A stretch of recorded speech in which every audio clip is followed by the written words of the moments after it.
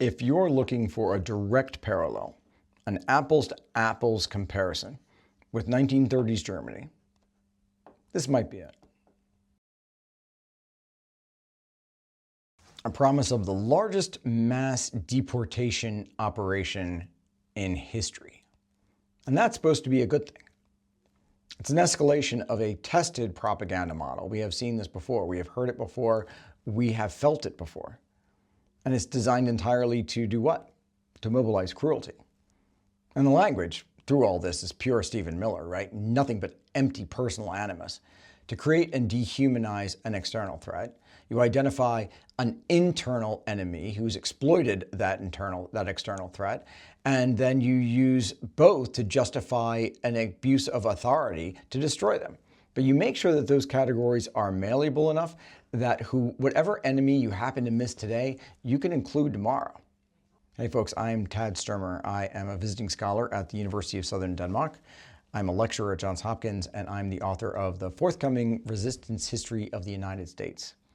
So here is a resistance dispatch of the day to kind of break all of this down. The first one is the identification of the external enemy. This one we're familiar with, illegal aliens. Somehow there is an invasion. America has been overrun by undocumented migrants, by millions and millions of them that need to be removed.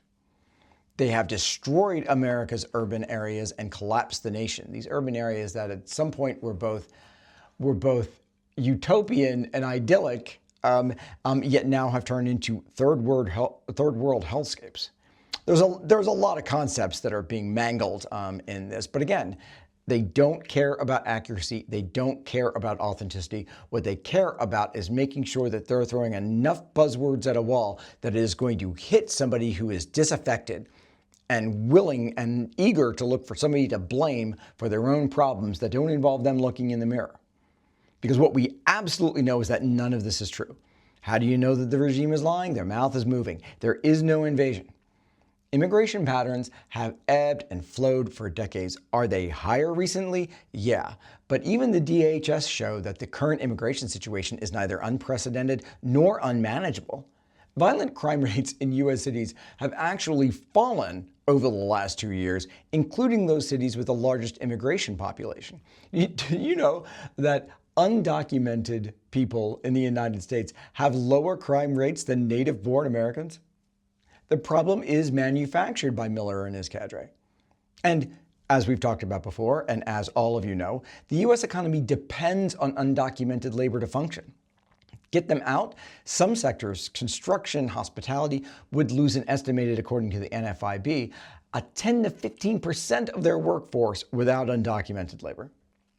The entire emergency is invented, but that's key. Why? Because of the internal enemy, the radical left. And keep in mind that this has actually nothing to do with ideology, and it's got nothing to do with politics, because pretty much where these people are, everybody who doesn't agree with them is on the left. And given that how America has shifted to the right, that's an awful lot of Americans. If you're not with them, you're against them. If you're not with them, no matter what your politics are, and you could be a dyed-in-the-wool Republican, conservative Republican, you are to the left of them.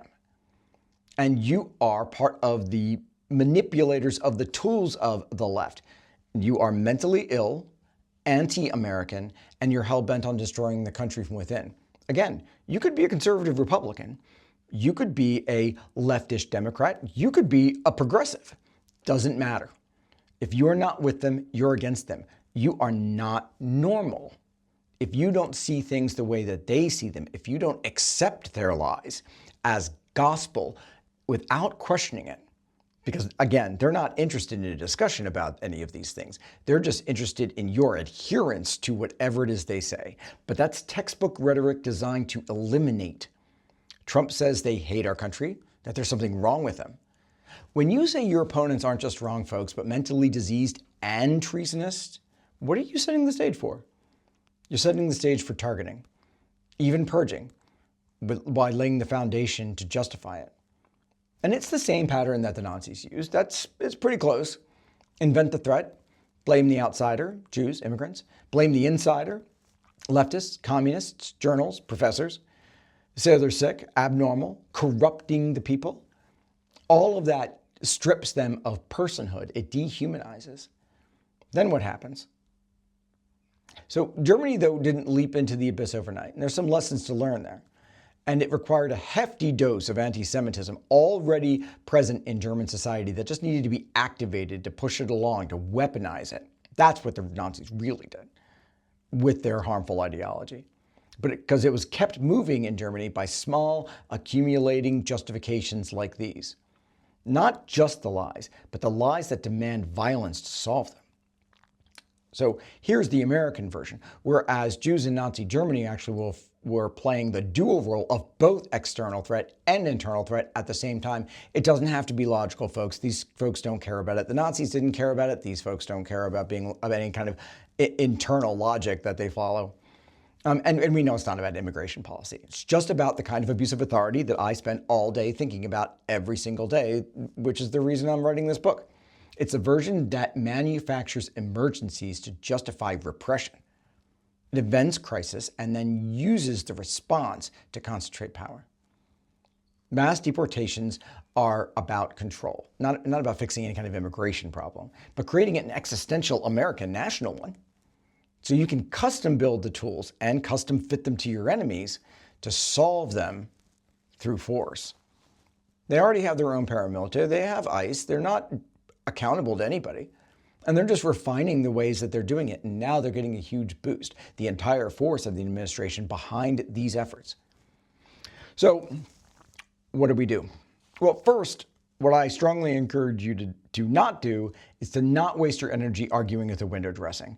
We don't need to convince anybody on here. If you're following me, you're already kind of on the reasonable side of this thing. Of course, does that make you somehow on the left, no matter what your voter registration card says? Oh yeah. Why? Because it's everybody to the left of them. And that's almost everybody. So don't waste your energy arguing with that. They know it's a bunch of lies. That's the point. So it's not a misunderstanding. We're not out here having a grand debate with them about that. It's a strategy for them. So targeting made-up threats allows them to mobilize state violence without limits. But here's the thing, the second thing, right? Hit the real target. This is about building permission structures for authoritarianism. Don't just talk about immigration. Talk about how they're preparing the public to accept internment, exclusion, and extra-legal purges. It's the same way, from a historical standpoint, that the Palmer raids justified political repression, the same way McCarthy used un-Americans to destroy dissent, the same way the Japanese incarceration camps during World War II were filled. First with the lie, then with silence. These folks are just collecting all of the greatest hits and deploying them at scale. Third, we've talked about this before. Pick your lane, work your lane, hammer it. Immigration lawyer, tell the real stories. Historians, show the patterns. Activists, organize locally to protect the vulnerable and tell their stories. Content creator, undermine the propaganda. See, what we have that the 1930s Germany didn't is access to each other. Across borders, across communities, across oceans. Use it. Fight the myth-making at the level that it operates. Narrative, image, repetition. While understanding the challenges that we face, right? Massive coordinated digital disinformation, it's not all good. And mobilized keyboard warriors.